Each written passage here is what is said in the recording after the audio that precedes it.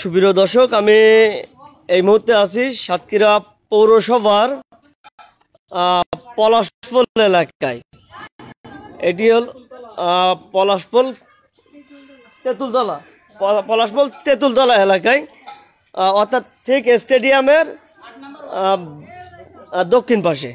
এখানে পৌরসভার ড্রেন নির্মাণের জন্য ড্রেন খনন করা হচ্ছে, পরবর্তীতে এটি নির্মাণ করা হবে। তবে আমরা এখানে এসে দেখতে পেয়েছি যে যখন এই ড্রেন কাটা হয়েছে, এখানে অসংখ্য পানির লাইন, সেই পানির লাইন কিন্তু বিচ্ছিন্ন করা হয়েছে। এই যে বেকো মেশিন দিয়ে সেই পানির লাইন বিচ্ছিন্ন করার কারণে কিন্তু এই এলাকার অনেক মানুষ কিন্তু ক্ষতিগ্রস্ত হয়েছে, তারা পানি পাচ্ছে না। আমরা দেখতে পাচ্ছি যে অনেক খালারা আছেন, আমি একটু তাদের সাথে কথা বলি।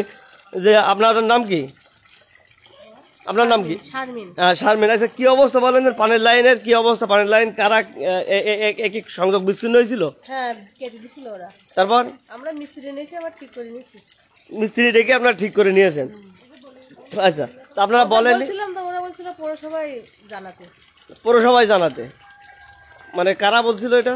মিস্ত্রি যারা ছিল এখানে, মিস্ত্রি যারা ছিল তারা বলছে যে এই পানির লাইন কি সব ঠিক আছে? এখন আপনারা যে ঠিক করে নিয়েছেন? ঠিক আছে, মানে তলাটা মোটেও লাইনে পানি যাচ্ছে না, আর এই যে পানি সব শুয়ে যাচ্ছে, পানি তেমনি তো ঠিক মতন দেয় না।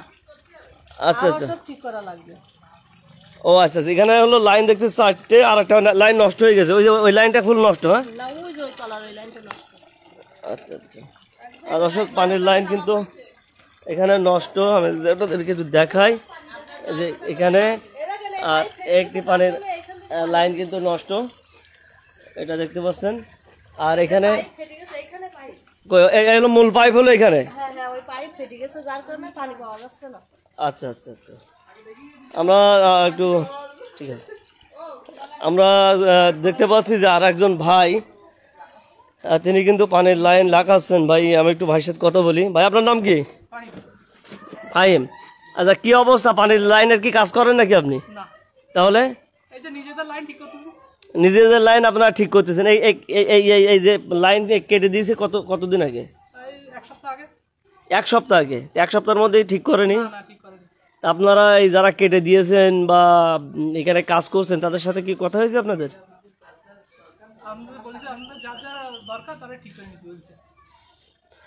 মানে ওনারা সংযোগ বিচ্ছিন্ন করে দিয়েছে, মানে ভেঙে দিয়ে গেছে, আর যার যার দরকার তাদেরকে হলো নিজের খরচে ঠিক করে নিতে বলছে।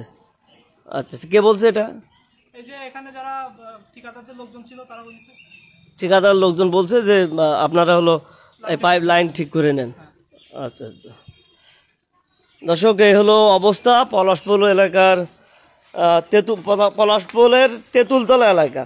এখানে কিন্তু দীর্ঘ একটি ড্রেন হবে এবং সেই ড্রেনের সংযোগ, যে পানির সংযোগ, সেটি বিভিন্ন জায়গায় কিন্তু বিচ্ছিন্ন করা হয়েছে। পরবর্তীতে কিন্তু সেই পানির সংযোগ কিন্তু ঠিক করা হয়নি, ফলে অনেকেই কিন্তু এখনো পর্যন্ত পানির সমস্যায় ভুগছেন। আমরা যতটুকু জেনেছি যে এই ড্রেন করার সময় এই যে পাইপ যে ভেঙে যায় বা নষ্ট হয়ে যায়, পরবর্তীতে সাথে সাথে কিন্তু পৌর কর্তৃপক্ষের উচিত বা পৌর কর্তৃপক্ষ এই পাইপের সংযোগ কিন্তু ঠিক করে দেন, কিন্তু এখন পর্যন্ত কিন্তু সেটি লক্ষ্য করিনি। একটি পানির সংযোগ আপনারা দেখতে পাচ্ছেন যে এই পানির ছোঁয়াচ্ছে, এটাও ভাঙা ছিল, এটাও ঠিক করে নিয়েছে।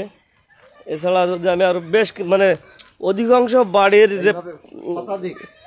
যে সংযোগ, পানির সংযোগ, সেটি কিন্তু বিচ্ছিন্ন করা হয়েছে। এখানে কয়েকটি আছে, দেখেন।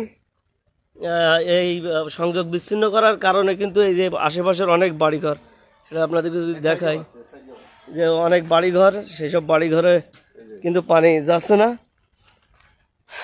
একটা সংযোগ আছে, সেগুলো আপনাদেরকে একটু দেখাচ্ছি। আমি এ ব্যাপারে খোঁজ নিয়েছিলাম, আমাকে একজন জানিয়েছেন যে ঠিকাদারের লোকজন যখন কাজ করবেন, পরবর্তীতে কোনো পাইপ যদি ভেঙে যায়, বিশেষ করে পানির পাইপ, তাহলে সাথে সাথে কিন্তু সেই মিস্ত্রিরা এটি ঠিক করবেন।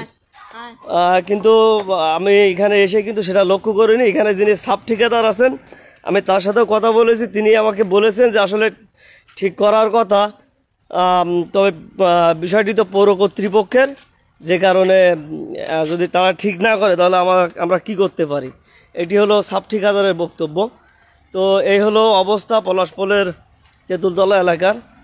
অসংখ্য বাড়ি কিন্তু পানি সংযোগ বিচ্ছিন্ন, সেটি আপনাদেরকে দেখালাম। এছাড়া আরও তো অনেক নানা অভিযোগ আছে, কোথাও ইট রাখা আছে, কোথাও ইট রাখেনি, কোথাও